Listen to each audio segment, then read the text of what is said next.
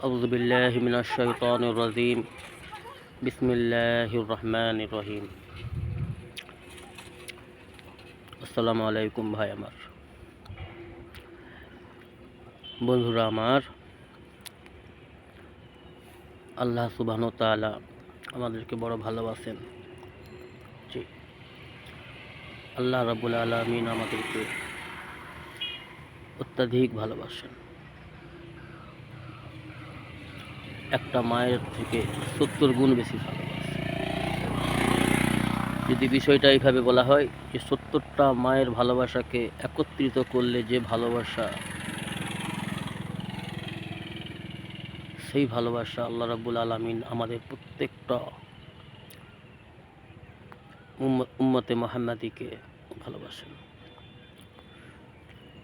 মায়ের ভালোবাসা তো আমরা পরিমাপ করতে পারবো। আমরা জানি, প্রত্যেকেই মুখে বলি যে আমার মা আমাকে সবথেকে বেশি ভালোবাসে। এটা বাস্তব, মা অবশ্যই আমাদেরকে ভালোবাসে, কিন্তু সবথেকে বেশি ভালোবাসে এটা আমার বুঝে আসে না। যদি বলেন কেন বুঝে আসে না, আমরা যদি একটু ফলো করি, ধ্যান দিই, আমরা আমাদের মা আমাদের কত ভালোবাসে পরিমাপ করি, তাহলে বুঝে আসবে। আপনি ট্রাই করে দেখুন, দেখতে পারেন। আপনি আপনার মাকে বলুন, মা, সে বলবে জি বলো। ও মা, হ্যাঁ বেটা বলো। ও মা, কি হয়েছে বল না। ও মা, আরে বল না। মা, বলবি কিছু। ও মা,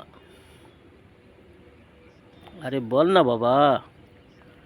ও মা, তুই চুপ কর তো। মা মা করেছে, মাথা খাস নি, কি বলবি বল, নাহলে চুপ। এই হচ্ছে মায়ের ভালোবাসার পরিমাপ। কিন্তু রব্বুল আলামিন, যিনি আমার স্রষ্টা, আমাদের সকলের স্রষ্টা, আপনার স্রষ্টা, সৃষ্টিকারক, তাকে যতবারই আল্লাহ বলবেন, আল্লাহ, ইয়া রব, ইয়া রহমান, ইয়া কুদ্দুস, ইয়া সালাম, ইয়া মুমিন, ইয়া মুহাইমিন, ইয়া জব্বার, ইয়া মুতাকাব্বির, ইয়া গফফার, আল্লাহর 99টা নাম কোরআনের মধ্যে পাওয়া যায়। যেই নামে লক্ষবার, হাজারবার, লক্ষবার, বেসুমার যতবারই বলবেন আয় আল্লাহ, ততবারই আল্লাহ বলে লাব্বাইক, বান্দা বল, বান্দা বল। আল্লাহ কখনোই এমনটা বলবে না বান্দা চুপ হো যা, बकवास ना कर, बार बार एक बात ना दोहरा, ऐसा नहीं कहते। এমনটা বলে না আল্লাহ যে একই কথা বারবার বলছিস কেন। তো আল্লাহ রব্বুল আলামিনের মহব্বতের পরিমাপ আমরা কেমনে করব, সম্ভব নয়। সব থেকে বেশি মহব্বত করেন প্রত্যেকটা বান্দা বান্দিকে আল্লাহ রব্বুল আলামিন। সেই আল্লাহর ইবাদত বান্দেগি ছেড়ে আমরা সেই আল্লাহ রব্বুল আলামিনকে নারাজ করে আমরা আমাদের কত বড় ক্ষতি করছি। আজ হয়তো বুঝে আসছে না, কাল বুঝে অবশ্যই আসবে, কিন্তু তখন কোনো উপায় আমাদের কাছে থাকবে না। সেদিন বুঝে তো অবশ্যই আসবে। সেই দিন অনেক কিছু মনে আশা জাগবে, আমরাও আল্লাহকে অনেক কিছু বলবো।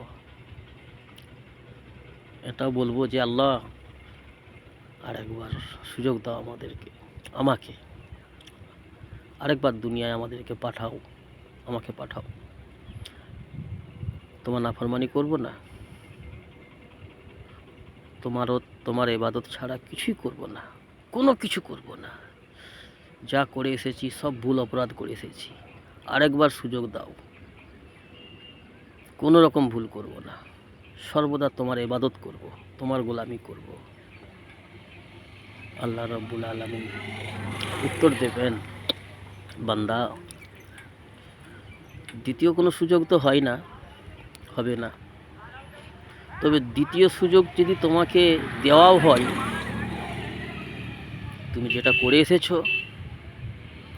ওটাই করবে। কেন? যদি তুমি আমার গোলামি করতে, তাহলে আজই করে আসতে তুমি।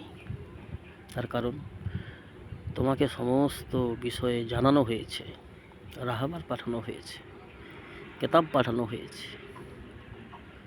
তোমার আশেপাশে মানুষরা যখন আমার ইবাদত বান্দেগি করতো,